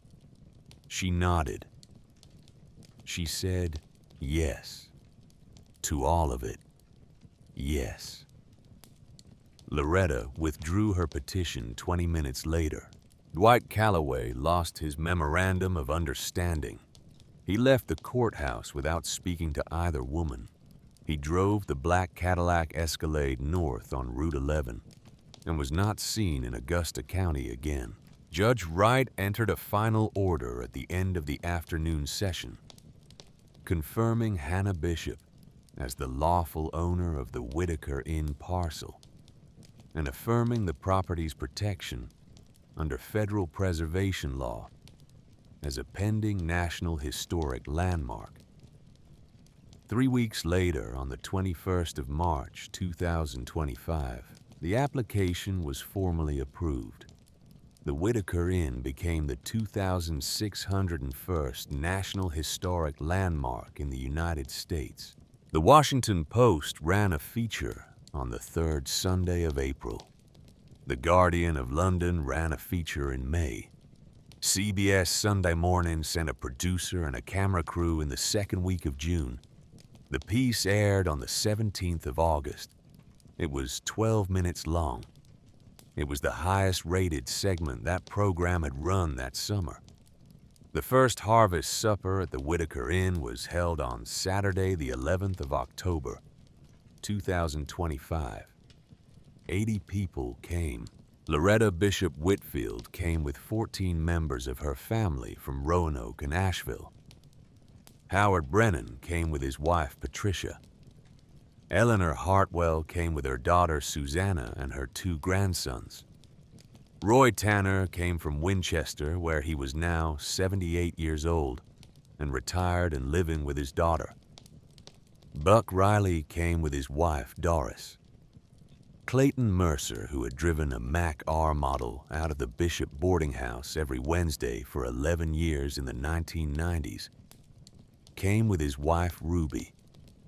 Otis Pruitt came with 8 other veterans from VFW Post 1942 in Lexington. Vivian Sutton came with her interpretation team from the Frontier Heritage Center. Sterling Whitmore came from Alexandria with his wife. Judge Eleanor Wright came in plain clothes off duty. 30 neighbors from Greenville came, the same neighbors who had hauled tin roofing panels up onto the inn's standing seam roof in the 4 weeks after the blizzard to repair the damage from the chimney fire. The menu was cooked entirely on the limestone hearth. A 12-gallon pot of pinto beans simmered for 8 hours on the dark red coals. 12 rounds of cornbread baked in sequence in Margaret's Lodge Dutch oven. 3 18-pound turkeys turned on the clockwork spitjack from noon to 5. Mashed potatoes with bacon fat. Stewed collard greens with Smithfield bacon. Apple cobbler made from Coltrane orchard fruit. Maxwell House coffee with cream from Eleanor Hartwell's Jersey cow. Clayton Mercer stood up before the meal. He was 81 years old. He held a small bundle wrapped in white cotton cloth. He opened it on the long oak table. Inside was a copper soup ladle, 8 ounces with a hand-forged iron handle. The handle was wrapped in a strip of black leather in the same place, and in the same way as the ladle Hannah had been carrying for 5 years. In April of 1995, Clayton said I was driving my Mac on Interstate 81 north of Lexington headed for Roanoke with a load of sheet metal. When I had a small heart attack at the wheel, I got the truck onto the shoulder. I called for help on the CB. Otis Pruitt heard me on Channel 9. He called Margaret at the boarding house. She drove down in her old Chevy with a thermos of chicken broth, and she got there in 40 minutes flat. And she sat with me in the cab of that truck, and she fed me hot broth 1 spoonful at a time until the ambulance arrived. She rode with me to the University of Virginia Medical Center in Charlottesville. She stayed 3 days. He paused. When she brought me home, he said she handed me this ladle. She said, "Clayton, when my granddaughter Hannah needs this when I'm not here anymore, to give it to her. Myself. You bring it to her. This is how I pay you back for eating at my table for 11 years. He laid the ladle in Hannah's hands. This, he said, is the day. Hannah hung the second copper ladle on the iron crane next to the first one side by side, the two of them paired again after 30 years apart. After supper, Otis Pruitt unveiled the limestone memorial marker beside the inn's front door. It stood 3 feet tall, 18 inches wide. He had quarried the stone from the hillside behind the inn over the course of August and September. He had carved the inscription with hand chisels over 4 weeks, working evenings by lantern light in the back shed. He had done it alone. The marker read exactly as Hannah had promised in the courthouse corridor.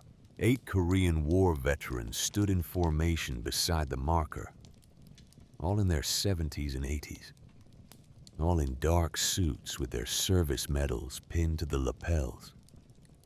Otis stood in the center. Loretta stood beside him with her hand on the marker. Hannah stood beside Loretta. Loretta's grandson, Caleb, 15 years old, played the bugle call of taps. He had been practicing for 6 weeks. He did not miss a note. When the last note died away over the South River bottoms, Otis turned and saluted the marker. Then the youngest of the 8 veterans, a man named Harlan Briggs, 92 years old, walked slowly with his cane to where Loretta was standing. He stopped in front of her. He did not salute her. He took her right hand in both of his. "Mrs. Whitfield," he said, "I was at Heartbreak Ridge with your father on the 16th of September, 1951. I am one of the 3 men he pulled out of that forward observation post when the mortars came in. I lost both legs below the knee an hour later in a separate action. Your father carried me down the slope on his back to the aid station before he went back up for the other 2. I have looked for his family for 50 years. I did not know his last name. I knew him only as Bo. I have looked for him since 1975. I am 92 years old, and I am too old to keep looking. Today, I have found him." He paused. "Your father," he said, "was the bravest man I ever knew. He saved my life.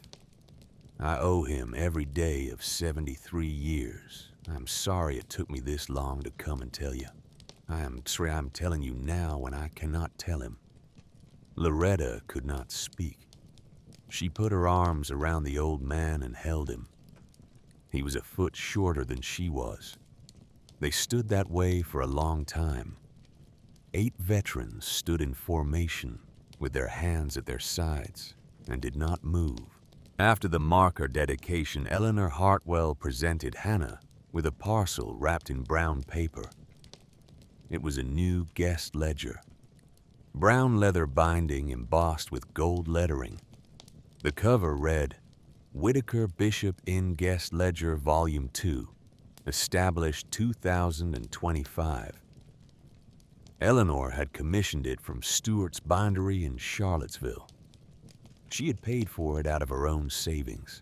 Hannah set the new ledger on the limestone mantel beside the original ledger from 1843. The 2 books rested side by side. Volume 1 opened to its first entry, April 3rd, 1843. William Crane Staunton to Natural Bridge. Volume 2 opened to a blank first page ready to receive. Hannah picked up an inkwell and a steel-nibbed pen from the mantel. She wrote the first entry in Volume 2 in her own hand. October 11th, 2025. Loretta Bishop Whitfield and family of Roanoke, 14 guests, with 76 other guests from Augusta County, the Shenandoah Valley, and beyond. The first guests of the new hearth after 113 years closed. Welcome home. Hannah Bishop Keeper. She set the pen down. She closed Volume 2 and laid it open beside Volume 1. The harvest supper ended slowly, the way the long suppers of the Bishop family had always ended. Plates were carried to the kitchen. Children fell asleep in laps. Coffee was poured. Stories were told. The fire burned down to dark red coals on the hearthstone. By 7:15 in the evening, the last guests had gone. Hannah walked Loretta to her car and embraced her. Loretta drove south on the dirt road toward Route 11 in Roanoke, and her grown children and the rest of her life. Otis Pruitt got into the cab of the blue Peterbilt and started the Caterpillar 380 diesel and pulled out behind her. Hannah stood on the porch for a long time after they were gone. The sun was setting over the long blue ridge of the Alleghenies. The light on the South River bottoms was copper. The shadow of the inn was long behind her on the dirt road. Smoke from the chimney rose thin and straight in the still autumn air. She thought of Nathaniel, who had laid the first stone in May of 1843. She thought of Ezekiel, who had sat at this table on the 16th of March, 1912, and written a letter to a person he would never meet, and laid that letter in a box in a cellar, and gone home. She thought of Walter, who had come back from Okinawa with shrapnel in his thigh, and had built things that would outlast him for 60 years, and had died standing on stone with a hammer in his hand. She thought of Margaret, who had cooked 30,000 meals on a hearth, who had fed strangers for 28 years, who had been wrong about her brother, and had known she was wrong and had not been able to fix it, and who had taught her granddaughter, when the girl was 5 years old, the color of coals. She thought of Beau Sergeant Beauregard Edward Bishop, 18 years old at Heartbreak Ridge, who had carried Harlan Briggs down a slope on his back and gone back up for 2 more men, and who had come home and had not been all right, and who had died alone in a room on Salem Avenue in Roanoke with $73 and a Bronze Star, and who now had a stone outside her door. She thought of all of them. The narrator's voice, low and quiet, says this: "That is the thing about the fires our grandmothers and our grandfathers teach us to keep. We do not know at 5 years old, carrying kindling to a hearth, that the carrying is itself the trade. We learn it slowly, summer by summer, winter by winter, fire by fire, loss by loss. And then 4 years after the old woman dies, we walk into a building she once told us about, and we light a fire in a hearth that has been cold for 112 years. And we understand what she had been teaching us. We understand what our grandfather laid into the first stone he ever set on a beach in 1945. A hearth is not a fireplace. A hearth is a promise that whoever comes through the door will be fed. A promise that a 20-year-old Marine on a beach where his friends died will have somewhere to come home to. A promise that an 18-year-old soldier who carried a wounded man on his back at Heartbreak Ridge will not be forgotten in the cold gravel of a pauper's field. A promise that a daughter who never knew her own father's name will one autumn afternoon see her father's name carved into limestone and saluted by 8 old men in suits. Hannah Bishop was 23 years old and homeless. She had $10 in her pocket. She spent them on an abandoned stagecoach inn on the Old Valley Turnpike in the Shenandoah Valley of Virginia. It was the best $10 she ever spent in her life, and somewhere in whatever place old women go to keep watching their children. Margaret Bishop was sitting beside an eternal hearth, the orange coals reflecting in her face. And she was smiling. She had known. From the first time the girl had carried an armload of kindling across a kitchen floor at the age of 5, she had known. The sun set behind the Alleghenies. The valley went blue. The smoke from the chimney rose into the still air. A pair of headlights came up the dirt road from the south. A 1998 Peterbilt 379 red paint faded to the color of old brick with the dust of 22 states on its grill slowed and pulled into the gravel turnaround in front of the porch. The Caterpillar 3406 engine shut off. The cab door opened. A man climbed down. Carefully. Slowly. He was 64 years old. He wore a red and black plaid flannel shirt and faded Wrangler jeans and a dark blue Peterbilt brand trucker cap. His face was sun-leathered. His right hand trembled visibly, the way a hand trembles when the dopamine receptors have begun to fail in the second stage of Parkinson's disease. He walked with a cherrywood cane. He climbed the 3 stone steps to the porch. He stopped in front of the heavy oak door. He knocked 3 times, slowly, with the knuckle of his left hand. Hannah turned around. She looked at him. He looked at her with eyes that were red along the rims. "I am looking for my daughter," he said. "My name is Wayne Holloway. I know I do not have any right to be standing on this porch. I read about you in the Washington Post in April. I recognized your eyes. They are your mother's eyes. I have driven from Tucson, 2,400 miles in 4 days. The doctors at the Banner University Medical Center in Phoenix told me last month I have about 8 months left.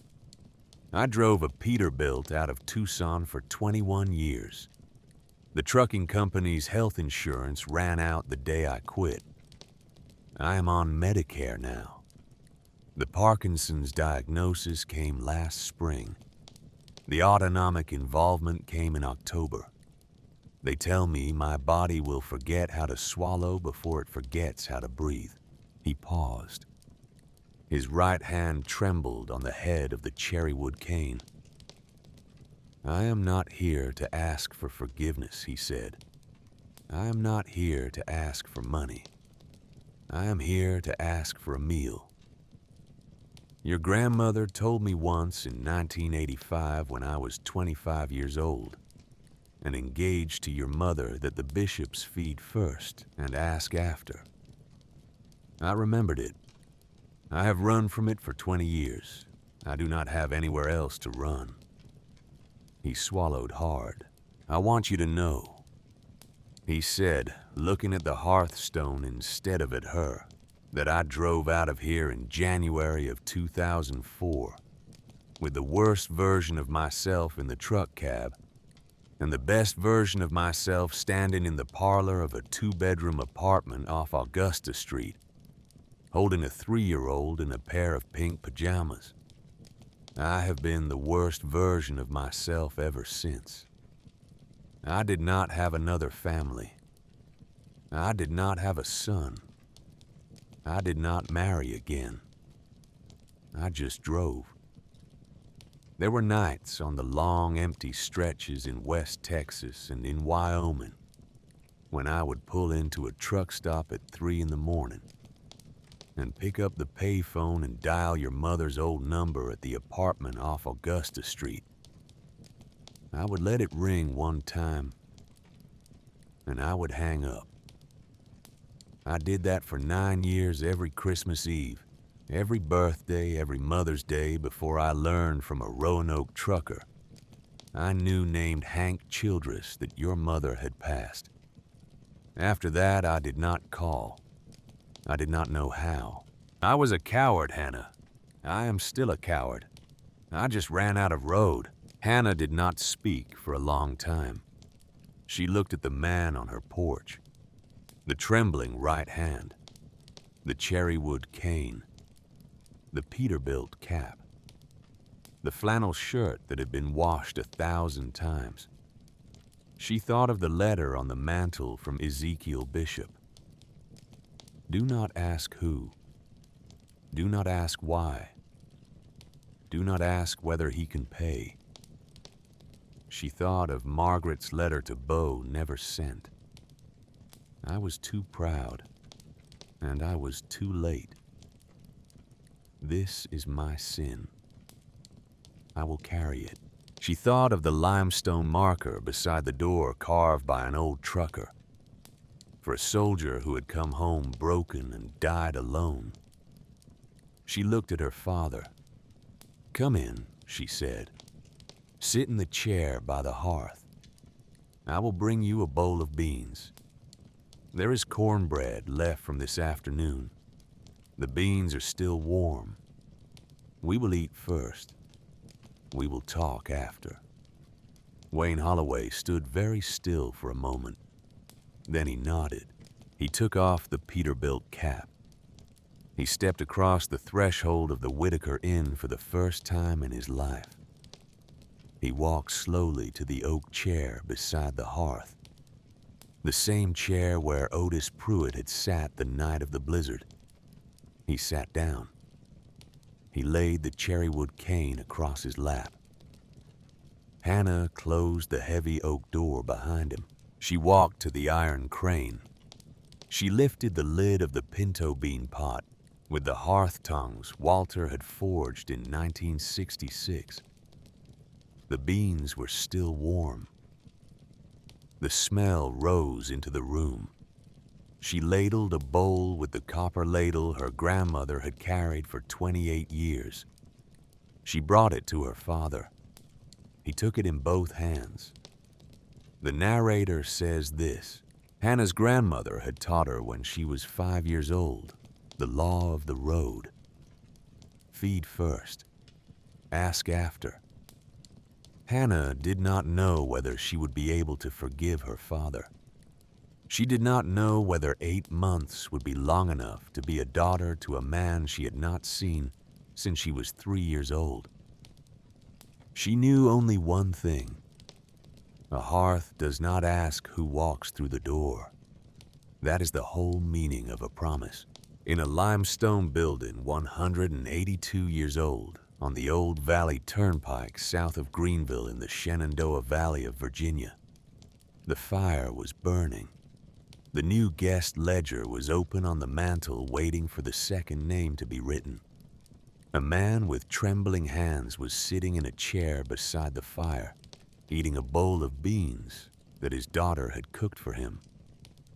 That is how a promise is kept across 4 generations, one life at a time, one fire at a time, one bowl at a time. Somewhere on a hillside outside Greenville in the small Bishop family cemetery beside a Clapper boarding house on Route 11, an old woman who had once cooked 30,000 meals on a stone hearth was finally, after she had been gone for 4 years, at peace. The road, as Ezekiel Bishop once wrote in March of 1912, goes on. The end of Part 1.